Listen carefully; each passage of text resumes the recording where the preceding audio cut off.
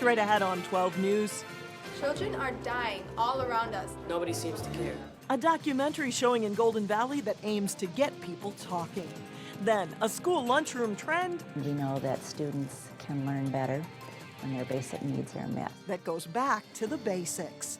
But first, business boost or digital distraction.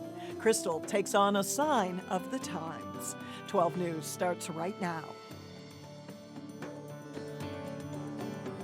They are everywhere, and in Crystal, they soon could have a different look. Hello, and thanks for joining us. I'm Alexandra Renslow. And I'm Mike Johnson. The city of Crystal is one step closer to approving multicolored electronic signs. Reporter Sonia Goins shows us how it could impact residents and businesses.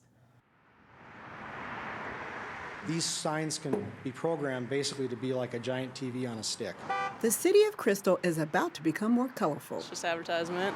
What we noticed when we looked into this is that Crystal was the only city among the adjacent cities that limited to single color.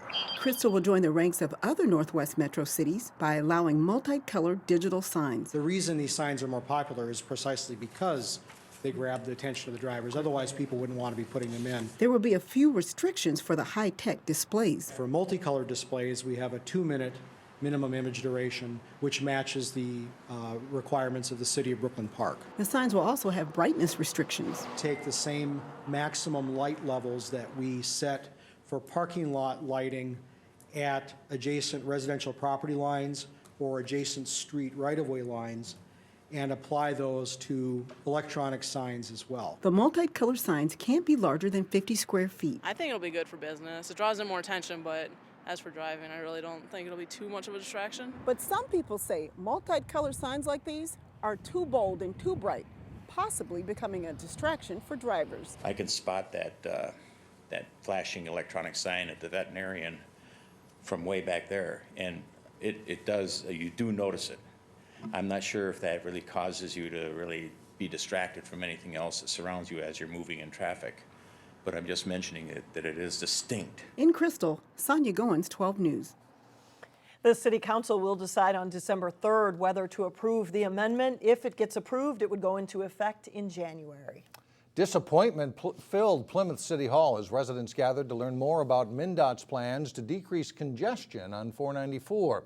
MnDOT plans to build a temporary third lane on 494. It'll essentially create wider shoulders that can be used during peak traffic periods. The temporary lane idea actually came up 10 years ago but was delayed for further study. Residents, however, don't see any reason not to build a permanent third lane. Traffic is building. Maple Grove and Plymouth are building houses all over, and Rockford Road, 55, Vicksburg, they're all overcrowded already, and I don't think we're getting any return for our big tax dollars up here, to tell you the truth. You hate to have them go through all this trouble for 2.5 to 3 years and decide maybe after 4 or 5 years from now that let's do it all again and make a permanent lane because we got the money all of a sudden, it deserves it. A 6-mile stretch through Plymouth is the only portion of 494 without 3 lanes. Residents also want a Schmidt Lake Road exit, something they say also was talked about 10 years ago.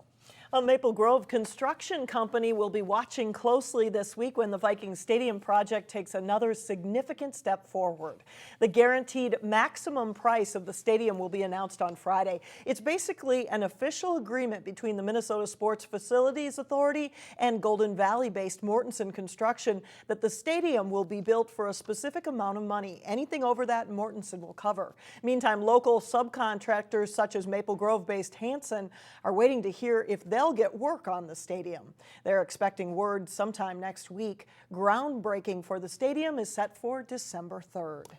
A federal grand jury has indicted a Crystal man for a Roseville bank robbery. 30-year-old Jake Cogswell is accused of robbing North American Banking Company in Roseville last month. The indictment says Cogswell displayed a semi-automatic handgun to commit the robbery. If convicted, Cogswell could face more than 30 years in prison. A Crystal pawn shop faces a fine and a month-long suspension following a series of violations. Honestly, there is just so much going on that I think the 30-day suspension, that'll give you a great opportunity to train your staff and run a clean business. That comment from the Crystal City Council meeting was directed towards Max It Pawn. Crystal police say out of 50 inspections they conducted, the store was out of compliance in more than half of those instances. Compliance is important so police know that stolen merchandise isn't being sold. However, attorneys for the store argue many of the problems happened under a different ownership group and that things were in the process of being fixed. The timing was terrible, it happened, but management is in place. There has been a lot of house cleaning that's happened, and there's a lot of training that's being done. Ultimately, the council voted unanimously to fine Max It Pawn $1,000 and suspend the store's license for 30 days. No word yet on when the suspension will take effect. An illegal cigarette sale could have cost a Robbinsdale gas station owner thousands of dollars in lost business and fines. A clerk at the Clark gas station was caught selling tobacco to a 17-year-old in September. It was the third violation there in less than 2 years. The owner says the proposed tobacco license suspension could have cost him nearly $24,000 in lost sales. Instead, the city reduced the suspension to just 6 days if the owner installs a license reader device.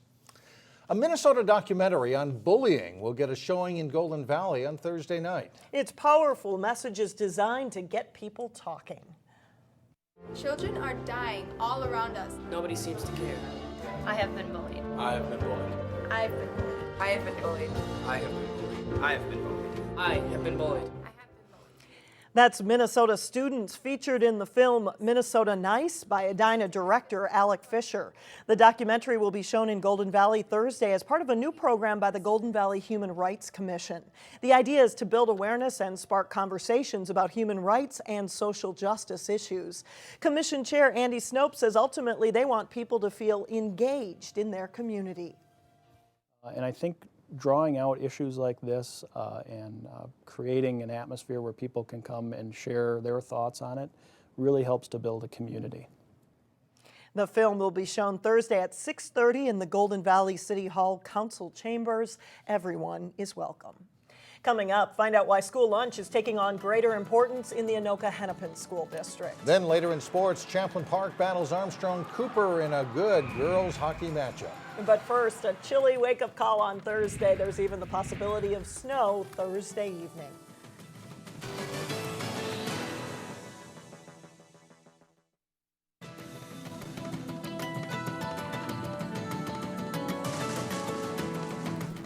Here's something to be thankful for this Thanksgiving. The cost of a classic turkey dinner is down slightly from last year when you factor in staples, including sweet potatoes, stuffing, cranberries, and of course pumpkin pie. The average turkey dinner will cost $49.04. That's 44 cents less than last year. It's a welcome change from 2011. That's when prices jumped $5.73. One reason for this year's slight decrease, a slight drop in fuel prices.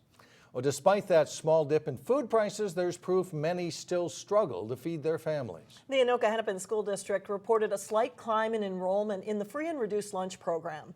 As Renee Bonneau reports, it continues an upward trend fueled by the recession. Do you want roasted sweet potatoes? The lunch hour gives students at Anoka-Hennepin schools a chance to refuel so they could focus on their work. That's why it's important to make sure no child goes hungry. This year we have about 237 more students qualifying for free and reduced price lunch. About 35% of the district's students receive the assistance. The program has seen a steady increase in numbers in the last few years, with a large boost 4 years ago. It all goes back to the recession, a lot of job loss. We saw the largest unemployment rate here in Anoka County, the largest unemployment rate in the metro, that is, in Anoka County. And I think the recovery is, it's starting to take place, but it's still slow. Financial hardship isn't just felt in the lunchroom. In 2010, Champlin Park High School opened a food shelf for students. Currently, there are food shelves in all of the district's high schools, most of its middle schools, and some of its elementary schools. The district says as the students' needs change with the economic climate, so should the programs they offer. Know that students can learn better when their basic needs are met, so it's really a goal of ours to do that. In Brooklyn Park, Renee Bonneau, 12 News. The spokeswoman for Anoka-Hennepin says the percentage of homeless students is also up. Right now, there are more than 300 students who are homeless, and she expects the number to climb past 500 by the end of the year. Coming up, shopping help for the holidays. We explore the pluses and minuses of Layaway. But first in sports, Park Center's boys basketball team is back on the court after a huge season last winter. John Jacobson has a preview of the Pirates when we come back. We start with two girls hockey teams that were pretty good last year, and when they meet against each other, they can't both win. So that's right. Well, it could tie, I suppose, but it was not a bad game at all. Armstrong-Cooper is going to have a good team. They've got a lot of skaters back from last year, a little bit younger squad for Champlin Park this winter. Both the Armstrong-Cooper and Champlin Park girls hockey teams did enjoy success a season ago. Armstrong-Cooper won 16 games, Champlin Park 15. The two clubs met Tuesday in the first of their two Northwest Suburban Conference matchups this season. First period, and the Rebels' Kaylee Martinson unleashes a hard shot from the circle to score. Champlin Park leads 1-0 after a period. Second period, and Martinson looking to extend the Rebels' lead. She's stopped in the breakaway by Lexi Ripka. Martinson can't believe it. It remains 1-0. Armstrong-Cooper can't get on the board, though, either. Rebels goalie Natalie Burgoyne stopping Holly Enderle there for one of her 34 saves. Still 1-0 through two periods.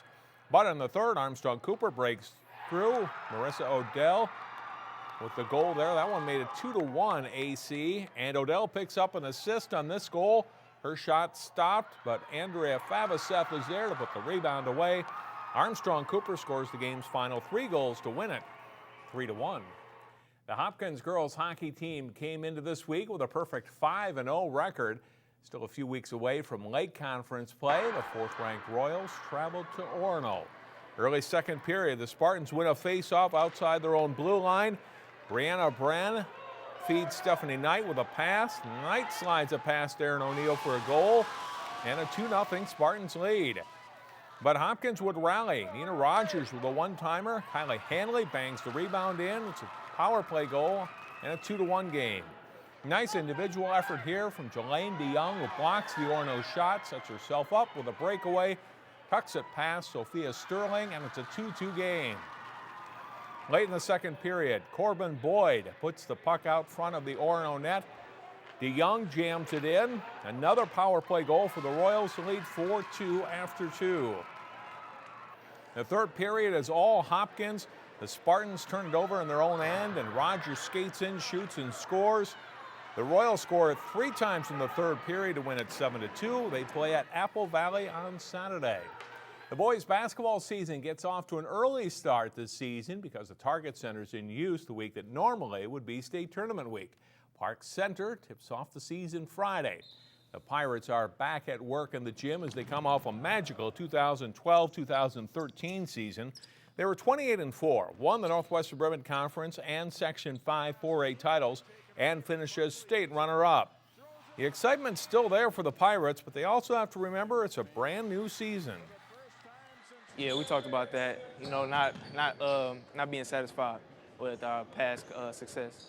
Always trying to push forward and get better. I did. I say last year's over. We can't live in the past. We gotta work hard. So. The guys from last year made it a little bit difficult for this year because now there's a lot of people that's going to be gunning for us. So I told those guys you got to put it in perspective, and this year is this year. Last year was last year. We got to do some things. We got to do some good things this year as well. 4 of the 5 starters from that state team graduated, including Mr. Basketball winner Quentin Hooker. There's some returning talent, though, with starting guard Isaiah McKay and key subs from last year, Isaac Matthews up front, and Arion Farrar in the backcourt ready to step into bigger roles this winter. Quentin's younger brother, Amani Hooker, will be a key scorer, too. Though outside expectations aren't as high as last season, these guys still look for good things. Yeah, I do expect to be one of the top teams. As far as where we're at right now, we're up there, but we're not where we need to be yet, But I expect to be one of the top teams, the top team. Park Center opens the season at home against Maple Grove Friday night. Right into conference play. Osseo also starting on Friday. They will be at Anoka. Are you ready for basketball? I don't know. I'm getting ready to get into hockey, so basketball coming a little early this year. I'm ready for basketball. Yeah. Thanks, John. Right. Do you have a game plan for holiday shopping? Next in Money Savers, some ideas to save and shop smartly when we come back.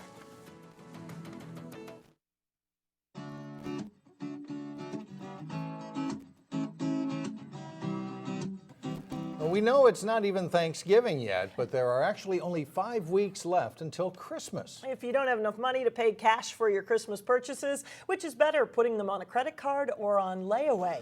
Reporter Shannon Slatton finds out in today's Money Savers.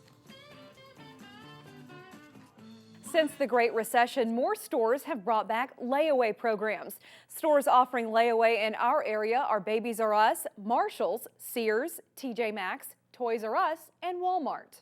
Layaway policies vary by store, so you really do need to check with the store, read the fine print, but there are a couple of things you want to watch out for. What is the down payment amount? What's the cancellation fee? And what's the payment schedule? Here's how layaway works. You find the items you want, and then you are required to make a down payment and or pay a fee, usually 10% of your total or $10. Then you make scheduled payments and take the items home when they are paid off. If you don't pay for the items within the set time frame, you do need to cancel it, and there is a nominal cancellation fee in most cases. That's somewhere between $5 and $15. Some stores like Walmart are totally free. Here's something you might not know. At some stores, you can also price match items on layaway so you can get the lowest price possible. For stores like Walmart that offer price matching post-purchase, it's really nice if you have items on layaway and you see them for less down the road, you can go in and Walmart will honor that lower price for you. The downside of layaway is you do have to prioritize your budget to pay off your entire bill before Christmas so you can have those items under the tree. Let's contrast that with using a credit card, which you don't have to pay off before Christmas. Layaway in a worst case might cost you $15. Let's say you already have a balance on a credit card, you buy $450 worth of toys and you pay that off. You will pay in something like $300 to $400 in interest on those toys. You'll add another 14 months to your credit card payments if you're making a minimum payment. So it really is much cheaper to use layaway than to put something on a credit card. And you've probably already noticed the holiday price wars have begun. Walmart announced this week their Black Friday deals will begin this Friday. So some tips for you guys. Let the fun begin. About 4 weeks from now. You'll have to remember that, right? I'll still be shopping Christmas week. That's right. That does it for us. Thanks so much for joining us. Stay with us. Community Corner is up next. We'll see you tomorrow.